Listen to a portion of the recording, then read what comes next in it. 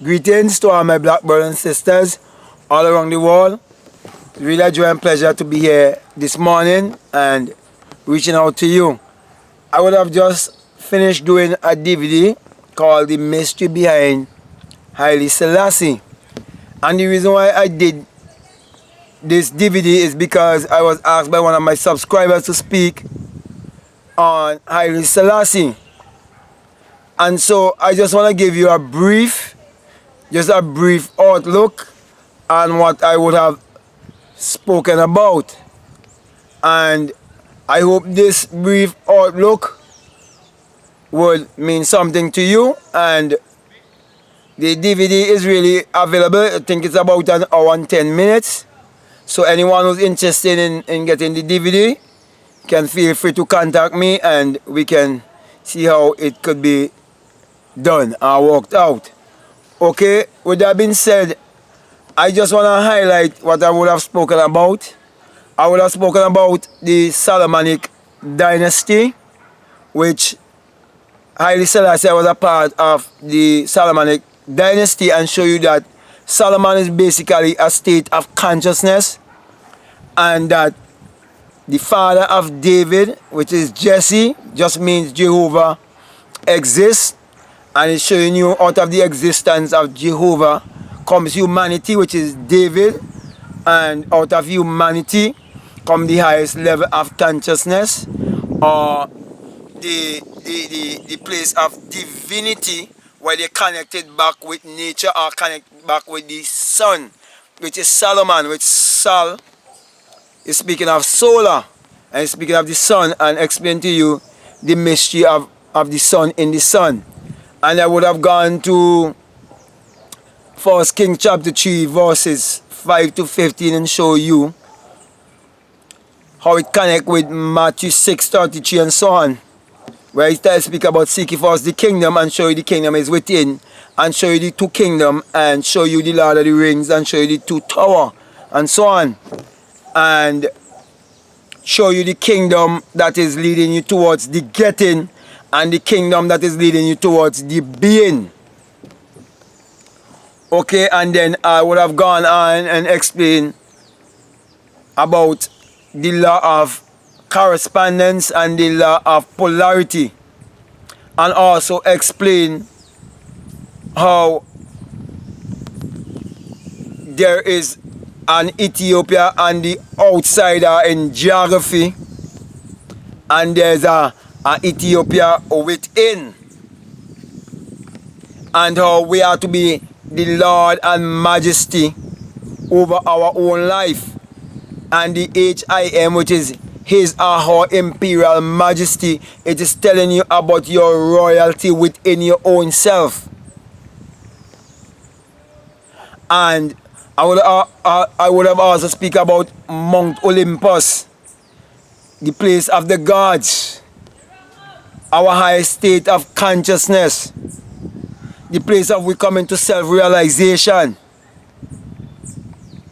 and show you all that the mystery behind Haile Selassie was really teaching black people, and how even those who are Rastafarians, how they went with the esoteric and missed the esoteric understanding of the whole rulership and leadership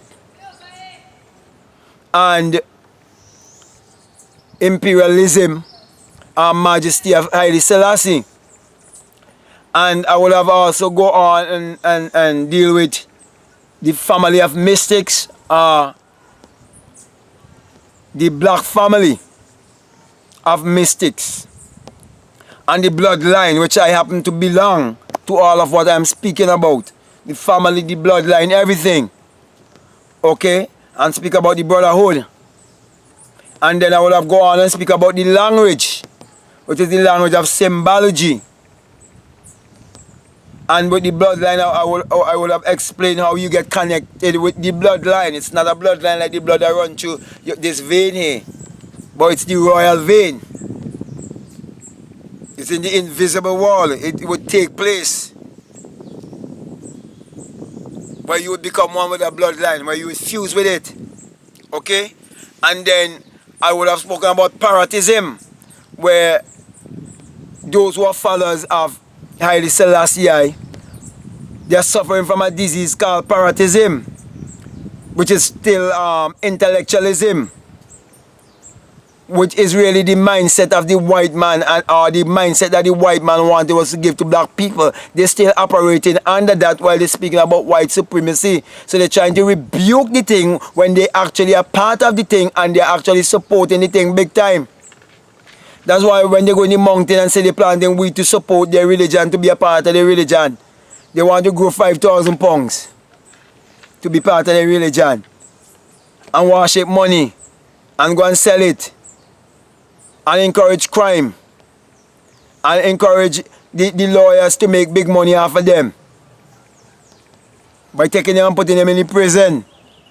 The more Rasta men have gone to prison for stupidity of weed cultivation. And whenever it has been legalized, believe you my brothers and sisters, it is because the powers behind of it would be the ones who are going to benefit from it. That's why America don't start benefiting from it. Okay, and then I will have gone on to speak about Rastafariism itself and how it breeds negativity and stupidity in all the communities.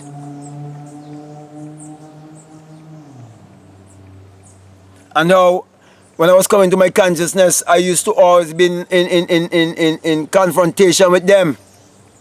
And I didn't understand why. But now I understand it because of the bloodline. And I'm a part of the bloodline. And the language. And then I would have spoken about the duality of man. To show you whereby we have to come from humanity into divinity. And where everything in the natural actually basically teaching you about the spiritual. Where man actually have two sides of himself. And whereby we have to be connected. And that's why we have to align ourselves back with the ether. So, my brothers and my sisters, I hope what I have briefed you on and what I have said, it is of significance to you. I would have gone more in depth in the DVD, but I just want to give you an idea of what it's really all about, because the Rasta is no different from the Christian or the Muslim or the Hindu or whoever. Because the thing is, as long as you believe in a power outside of yourself, you have to be bowing down to an idol. And all of taking the messenger and merge the messenger with the message and end up with an idol and end up with a religion. And that's how all religion comes into the world. Whenever there is a messenger, the people camp around what the messenger would have done or what the messenger would have said and put their own meaning to it and end up with an idol, golden calf now, bowing down. You understand? And they never go any further. They stay right there and they rot. So, let me thank you for your patience. Let me thank you for listening to me. I want to say I love you all very much.